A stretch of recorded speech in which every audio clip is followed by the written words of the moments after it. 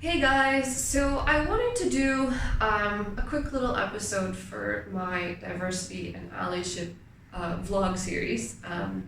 You can see the first episode here, and then that'll take you through the rest of them. But basically, there's something that I've been thinking about and working with in the last few months that I just wanted to share, and particularly in the last episode, I said something that diversity always enriches the space. It never diminishes it.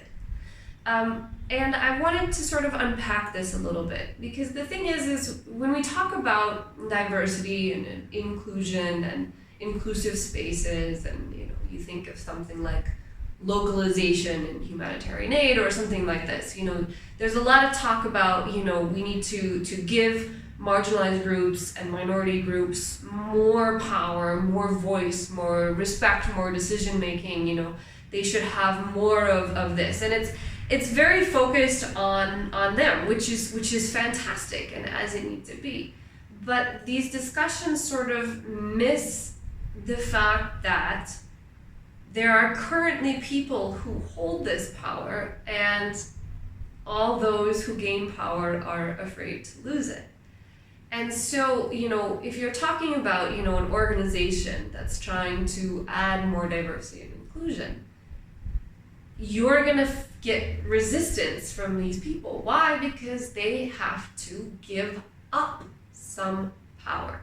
They have to give up something in order to spread the resources around, right? So you always meet resistance, and it's kind of this, well, what about me? What about my job? What about my salary? What about my stuff? It's not fair that they get it and I don't, right? So think of it like a party, a block party. There's a potluck around from, people on the block. So there's some people there's some people you don't know, maybe one or two friends, but all the food is out and lined up, and there's only one pie. So you and your friends are like, well, there's definitely not enough pie for everybody to get, a piece. So what we're gonna do is we're gonna take all the pie for ourselves. We're just gonna make sure that we get it first, and we get the biggest, pieces, and that's it. So you guys get your pie, you're feeling good, we got pie. People are like, oh man, there's no pie, and your friends are like, oh, we got the pie, oh yeah. And then the next party, somebody has decided that they're gonna do the same thing. And so you catch them and you say, these guys are stealing all the pie, they're not sharing, it's their fault, and everybody kind of is like, boo, why are you not sharing the pie? And those people kind of get shunted away, and then you and your friends take all the pie for yourself. You're like, cool, we got the pie, yes. Okay? Next party, there's no pie. Because whoever decided, somebody decided that they're not going to bring it that time, or maybe, people who, were mad about, what happened, and so then whatever. So now there's no pie. Block party's not very fun. People stop going, the end. Nobody gets pie in the end. Rather, maybe instead of you and your friends monopolizing the pie, you look around and you say, okay, well, there's a lot of people and there's only one pie, so we're gonna have to, divvy it up really carefully so that everybody can get a piece, and maybe you'll get a tiny little piece, but it's a really good pie, and everybody is talking about the pie, and you can be like, yeah, this is really great.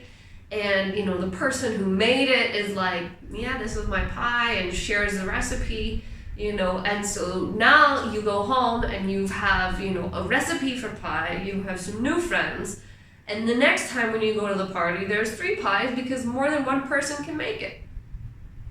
Okay, obviously this is a simplified example, and it's just a story. But what I'm trying to say is that when you come into the diversity conversation with a sense of there's only one pie, we've gotta, make sure that we get however much of it, what you do is you limit the conversation to how much is there to go around. And obviously there's never enough, right? Because humans are humans, right? So there's never enough. You limit it in saying there's only this amount of resources, this amount of jobs, this amount of salary, and therefore if we give them more, there's less for us. And the human power complex goes, ah! We have to find a way to get around that. We have to find a way to deal with that. Diversity is good for everyone. It always enriches the space. It never diminishes it. And we have to come at it from this perspective, because the thing is that people who have power don't want to lose it. And they get stupid about it, they get angry about it, and then they block efforts to inclusion and diversity because they think, I'm going to lose something. We can have a conversation that if I have to spend all of my time trying to get you to care about another person, then really there's something wrong. And if you look at it from the sense of with the pie example, if you'd rather that nobody gets pie than those specific people getting pie, then we're not talking about a sense of sharing or justice or fairness. We're talking about bigotry, plain and simple. But the point is at the end of the day, somehow we have to reckon with this fact that somehow along the way somebody will lose power, and they should, and they have to. But the yield, the return, the benefits are so much greater. And somehow the diversity question needs to deal with that in some way. So that's just a thought for today. Let me know what you think. I may continue this series, I may not, you never know. But anyway, thanks for watching, and I will see you next time.